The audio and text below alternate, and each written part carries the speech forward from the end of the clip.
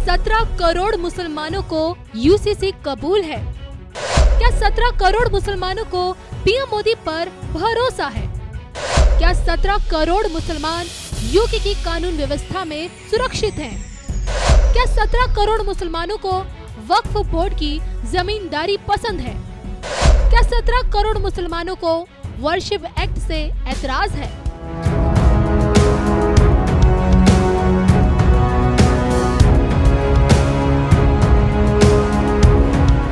इन दिनों देश के मुसलमानों के इर्द गिर्द यही सवाल घूम रहे हैं। दरअसल अयोध्या में रामलला की भव्य प्राण प्रतिष्ठा के बाद जैसे ही ज्ञानवापी के बंद तय खाने खुले, प्रदेश के मुख्यमंत्री योगी आदित्यनाथ ने मथुरा की बारी आने का संकेत दे दिया। डंके की चोट पर बोल पड़े, पांडवों ने 5 गांव मांगे थे, हमें तो सिर्फ 3 ही चाहिए। वे धर्मियों को 2 टूक में समझा चुके हैं।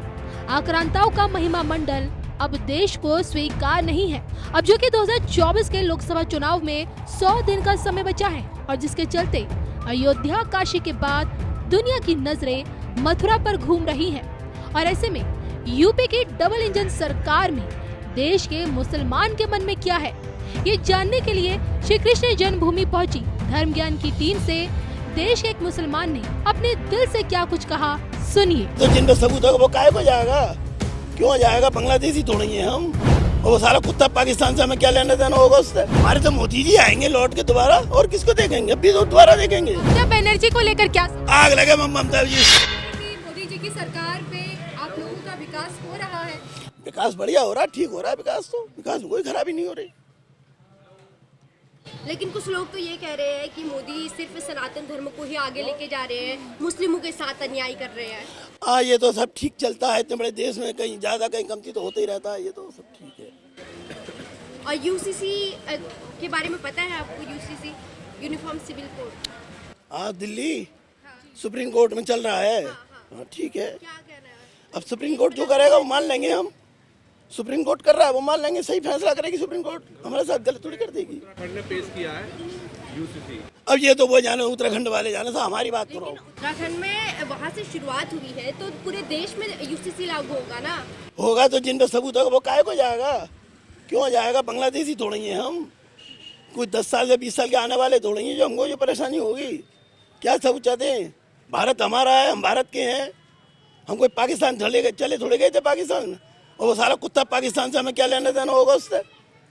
मरेंगे भी यहीं, जिएंगे भी यहीं, सब लिया जाएगा हमसे। मोदी सरकार से खुश है आप? हाँ सब ठीक है, बड़े खुश हैं, कोई परेशानी नहीं हो रही। दोबारा आ जाए तो और मोदी जी आ जाए, जोगी जी, हमको कोई परेशानी नहीं हो रही।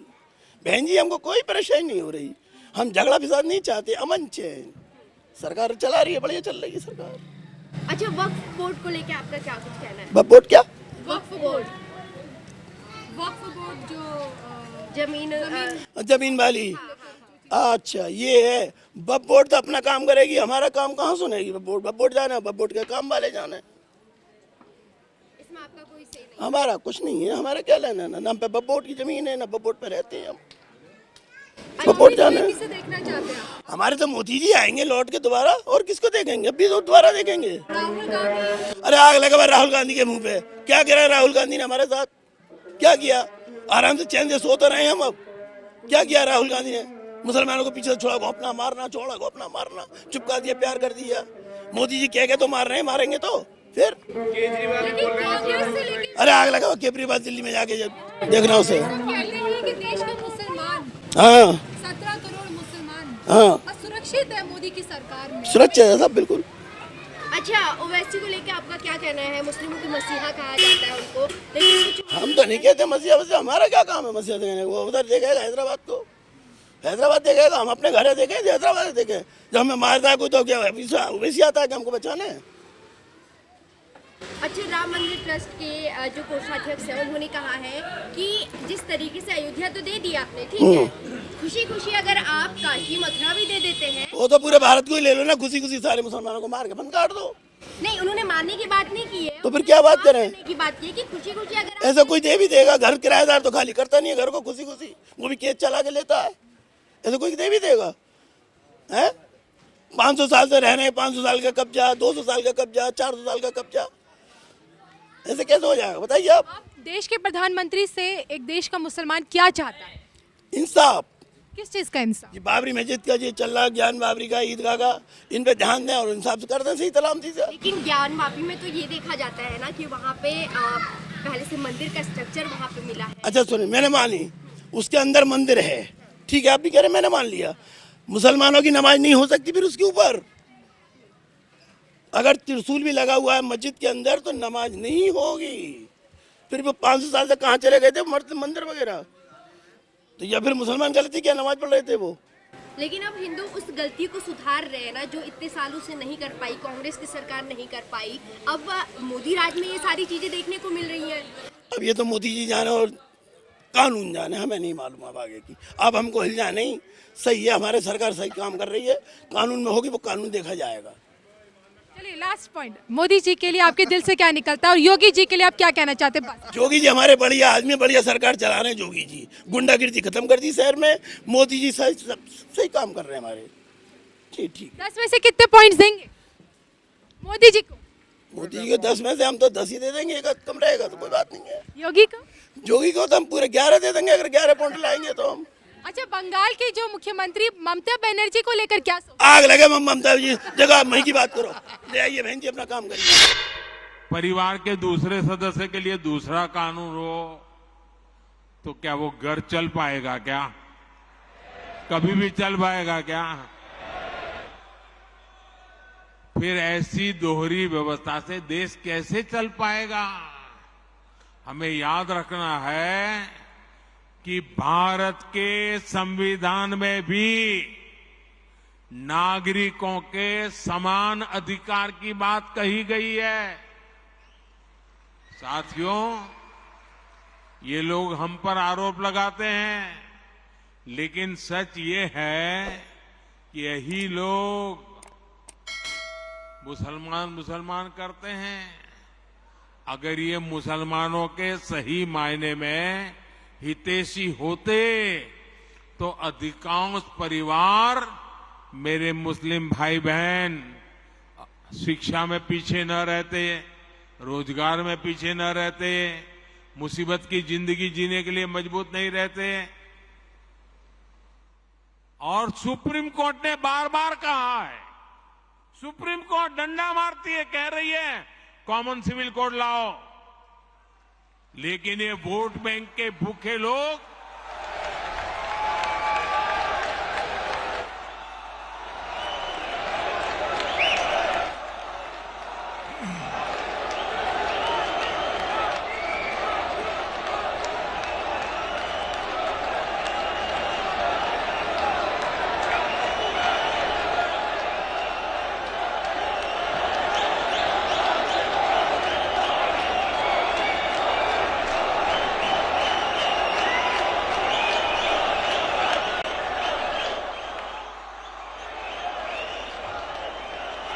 अच्छा, मैं आपको एक और बात बताना चाहता हूं।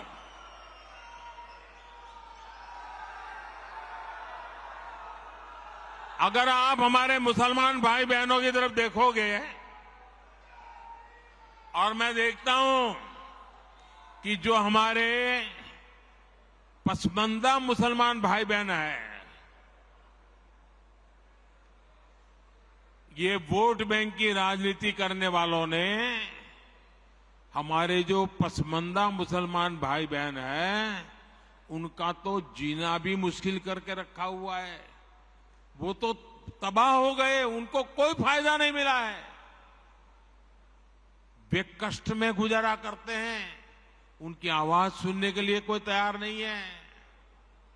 उनके ही धर्म के एक वर्ग ने पसमानदा मुसलमानों का इतना शोषण किया है, लेकिन इसके ऊपर कभी देश में चर्चा नहीं हुई।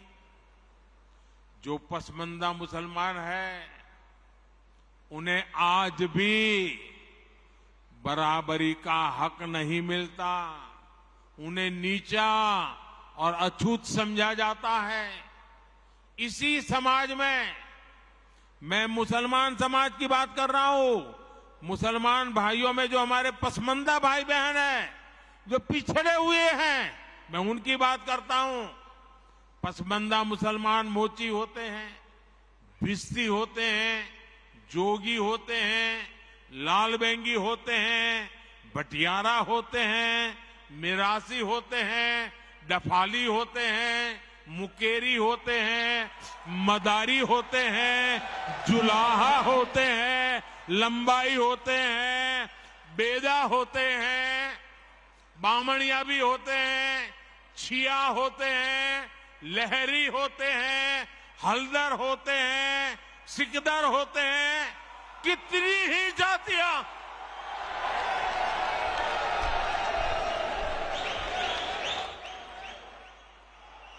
ये सब इतने पिछड़े रहे हैं, इनके साथ इतना भेदभाव हुआ है। भाइयों बहनों, इस भेदभाव का नुकसान उनकी कई पीढ़ियों को भुगतना पड़ा, लेकिन भाजपा देश के हर नागरिक के लिए सबका साथ सबका विकास की भावना से काम कर रही है।